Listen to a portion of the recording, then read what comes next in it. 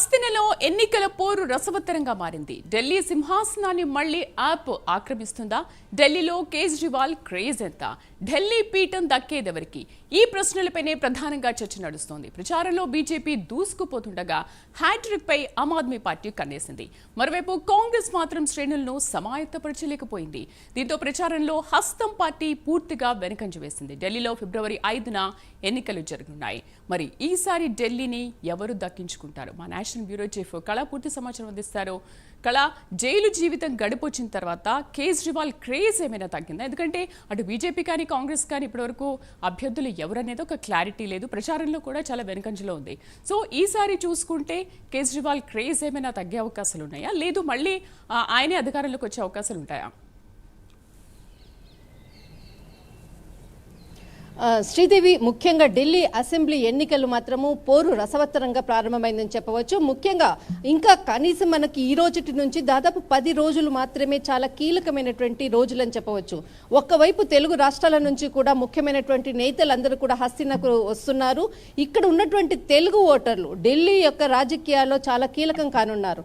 అయితే అటు ఆమ్ ఆద్మీ పార్టీకి సంబంధించిన విషయానికి వస్తే ఇక్కడ ఆమ్ ఆద్మీ పార్టీకి సంబంధించినటువంటి ముఖ్య నేత కేజ్రీవాల్ ఢిల్లీ అంటే తను అరెస్ట్ అయి జైలుకి వెళ్ళి వచ్చిన తర్వాత చాలా పకడ్బందీ వ్యూహంతో మాత్రము ఢిల్లీ అసెంబ్లీ ఎన్నికలను ఎదుర్కోబోతున్నారు. ముఖ్యంగా దీనికి సంబంధించినటువంటి గ్రౌండ్ రిపోర్టుతో ప్రతి ఒక్క అంటే తన యొక్క ఓటర్లను అంటే మధ్యతరగతి ప్రజలకు, తర్వాత ఏదైతే మనకు పూర్వాంచలు ఇక్కడ ఢిల్లీ యొక్క ఎలక్షన్స్లో పూర్వాంచల్కి సంబంధించినటువంటి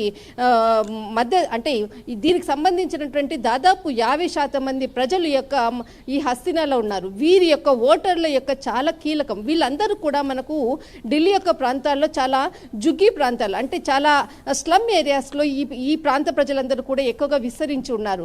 ఈ ప్రాంత ప్రజలను ఆకట్టుకోవడం కొరకు చాలా విశేషమైనటువంటి యొక్క పథకాలను కూడా ఆమ్ ఆద్మీ పార్టీ తీసుకుని రావడం అన్నది చాలా కీలకమైనటువంటి అంశం.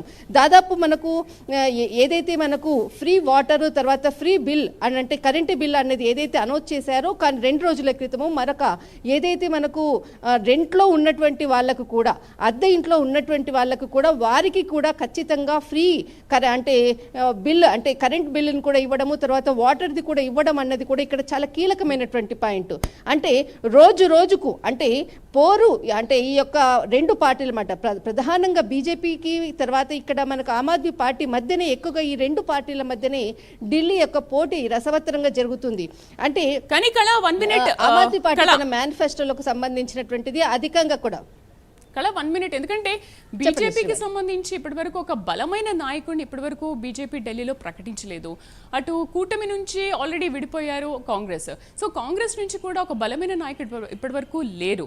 సో ఈ నేపథ్యంలో మళ్ళీ కేజ్రీవాల్కే పట్టం కట్టే అవకాశాలు ఉంటాయి. ఎందుకంటే మీరు ఇంతకుముందు చెప్పినట్టు ఆయా ప్రాంత ప్రజలు కూడా కేజ్రీవాల్కే పట్టం కట్టే అవకాశాలు ఎక్కువగా ఉంటాయి. ఎందుకంటే ఈ పథకాలకి ఏమైనా మంత్రముగ్ధులయ్యే అవకాశాలు కనిపిస్తున్నాయా? ఫస్ట్ ఆఫ్ ఆల్ అసలు బీజేపీ కానీ కాంగ్రెస్ కానీ ఎందుకు ఒక బలమైన నాయకుడిని అక్కడ ప్రకటించలేకపోతుంది?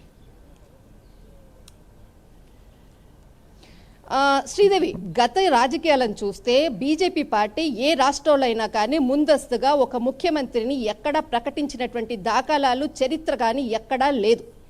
మహారాష్ట్ర ఎన్నికలైనా కానీ, అటు హర్యానా కానీ, అటు కాశ్మీర్ అయినా కానీ, ఎక్కడా కానీ ఫలితాలు వెలువడిన తర్వాత సిచ్యువేషన్ని బట్టి పావులు కదిపేటటువంటి రాజకీయ పార్టీ బీజేపీ పార్టీ.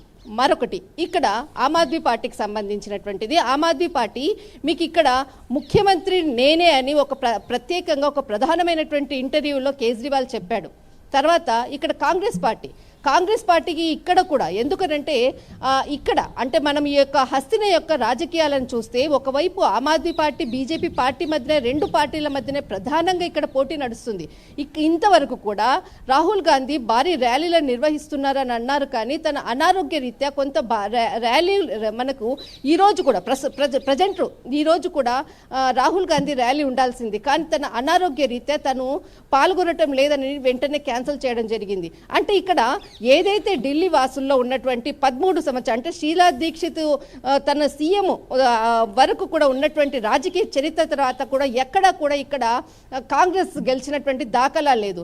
ఇక్కడ ఢిల్లీలో మాత్రము చాలా బాహటంగా మనకి కనిపిస్తుంది. కాంగ్రెస్ అంటే ఎవరు ప్రధానంగా ఈ యొక్క ముఖ్యమంత్రి పీఠం అన్నది అక్కడ పక్కన పెడితే ప్రధానంగా ఈ ఇద్దరు పార్టీలకు అంటే అటు బీజేపీకి కానీ ఇటు ఆమ్ ఆద్మీ పార్టీకి కానీ 2 పార్టీలకు సంబంధించి గట్టి పోటీ ఇస్తుందా అన్నదే ఇక్కడ మొదటి పాయింట్. అయితే ఇక్కడ బీజేపీ పార్టీకి సంబంధించినటువంటిది ఎవరు ఇక్కడ సీఎం అన్నది ఇక్కడ ముఖ్యం కాదు. ముందు అక్కడ గెలుపు మనం గెలవాలి, ఆ తర్వాతనే ముఖ్యమంత్రి అన్నది కూడా ఎప్పుడు కూడా బీజేపీ వేసేటటువంటి అడుగుల్లో మొదటి భాగం. మరొక వైపు ఆమ్ ఆద్మీ పార్టీ ఆ బీజేపీ తన యొక్క ప్రచారంలో తన ప్రధాన అస్త్రంగా బీజేపీ మీ నుంచి ఎవరు సీఎం అన్నది పాయింట్ని ముందర పెట్టుకొని ఎప్పుడు ఆమ్ ఆద్మీ పార్టీ విమర్శలు చేస్తూనే ఉంటుంది. ఇక్కడ మాత్రం హస్తినాను గత చరిత్రలో చూస్తే 28 సంవత్సరాల తర్వాత ఢిల్లీ హస్తినాను ఇక్కడ ఖచ్చితంగా గెలిపే ధ్యేయంగా ముందుకు వెళ్ళాలనేది బీజేపీ పావులు కదుపుతుంది. ఖచ్చితంగా మూడవసారి కూడా హ్యాట్రిక్ అంటే మూడవసారి కూడా సీఎం పదవిని పొందాలి అన్నది ఆమ్ ఆద్మీ పార్టీ ఇక్కడ పావులు కదుపుతుంది. ముఖ్యంగా ఈ 10 రోజులు మాత్రం చాలా కీలకమైనటువంటి పాయింట్. ఈ 10 రోజుల్లో చాలా మంది నిన్న కొంతమంది ఆమ్ ఆద్మీ పార్టీకి సంబంధించినటువంటి ఎవరైతే గ్రౌండ్లో ఉన్నటువంటి కొంత ముఖ్యమైనటువంటి నేతలు కూడా బీజేపీలోకి చేరడము, ఈ చేరికల యొక్క పర్వం ఆమ్ ఆద్మీ పార్టీ నుంచి రావడము, దీనిని కొంత బీజేపీ అందిపుచ్చుకునేటువంటి అవకాశాలు మాత్రం మనకు బాహటంగా చాలా కనిపిస్తున్నాయి. అయితే ముఖ్యంగా మాత్రము బీజేపీ దాదాపు ఇప్పటికే చాలా సమావేశాలను కూడా నిర్వహించింది. ఈ గ్రౌండ్ రిపోర్ట్లో మనకు ఆర్ఎస్ఎస్కి సంబంధించినటువంటి నాయకులు కూడా ఢిల్లీలో పాగవేసి ఉన్నారు. దాదాపు 1 నెల రోజుల నుంచి ఇప్పటి వరకు కూడా 2500 మీటింగ్లకు పైగా కూడా వాళ్ళు నిర్వహించినట్లు కూడా మొత్తము గ్రౌండ్ రిపోర్ట్లో ఉంది. అయితే ముఖ్యంగా ఇక్కడ ఉన్నటువంటి ఆర్ఎస్ఎస్ పెద్దలే కాకుండా బీజేపీ కూడా బయటకులను నిర్వహిస్తుంది.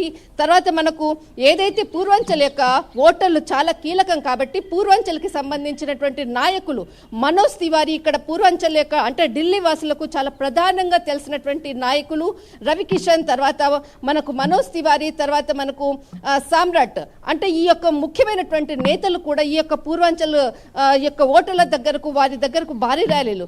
మరొకటి ఇక్కడ ఈ రోజు మనకు యోగి ఆదిత్యనాథ్ కూడా ఈ యొక్క ఢిల్లీకి రావడం, ఇక్కడ కూడా బాహటంగా దాదాపు 14 సమావేశాల్లో కూడా భారీ బహిరంగ సభల్లో పాల్గొంటున్నారు.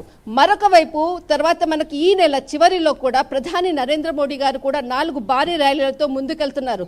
కానీ ఢిల్లీ పీఠం ఎవరికి దక్కేదన్నది మాత్రము మనకు ఫిబ్రవరి 8న ఫలితం వస్తుంది. శ్రీధర్. రైట్ కళ, థ్యాంక్ యూ.